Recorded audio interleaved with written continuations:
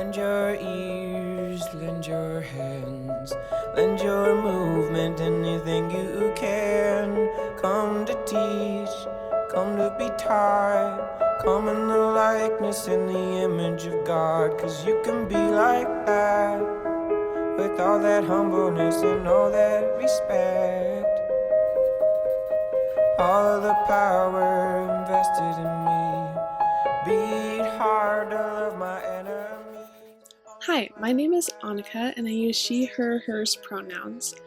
And for my final project, I am working with Embodied Equity, which is a training done through Women's March Portland.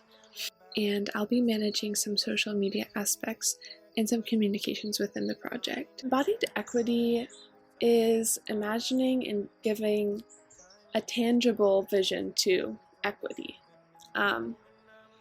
It's getting comfortable with being uncomfortable and being able to sit in discomfort, and how learning those skills helps in activism as a whole. One important component of embodied equity is having a supportive community where you can be vulnerable, and I think being vulnerable is a huge part of activism because you are going against the status quo. Women's March is an intersectional feminist movement comprised of diverse women, and it covers so many issues. At first, I was surprised to learn that the Women's March campaigns covered such a broad spectrum of issues, but after learning more about the campaign, I realized that this is because of intersectionality. Women can be women, but women can also have disabilities, be immigrants, be strongly impacted by climate change and war. And women account for 51% of the population. Therefore, if you have a campaign specifically for women, it should cover a lot of issues. Some of these issues are safe, affordable, and accessible abortions, sex education. Every type of injustice directly affects women. Therefore, Women's March has to cover all types of injustice. One demand in Women's March movement stuck out to me, partly because I wasn't expecting to see it. Ending war, and I was surprised to see it included. It seemed like feminism and warfare are not strongly connected. But once I thought about it more critically, I realized women and children are citizens most affected by war. It is important to note that there are no women's rights without first having human rights, and many women in war-torn countries do not even have the basic human rights that are stated in the Declaration of Universal Human Rights.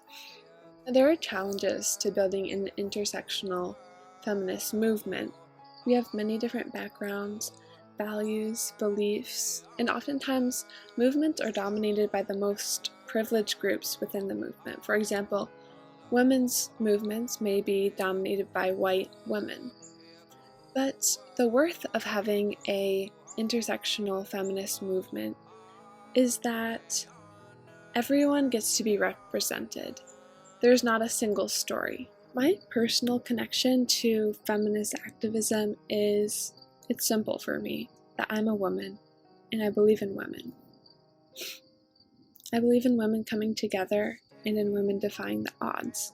My personal vision for the future would be respect among women. We are so much stronger together, and in knowing that and being a part of community like Embodied Equity that supports and affirms strength in women is really important. We have to respect and affirm ourselves before moving to respecting our neighbors and then moving to respecting women as a whole.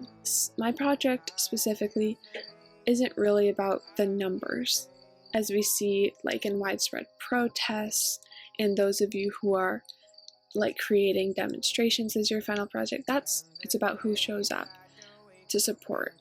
But this project is about a personal commitment and what it means for each individual person and where they are in their lives in activism. Overall, my project is about a commitment to embody equity and to start with activism within yourself and within your community. da da da da.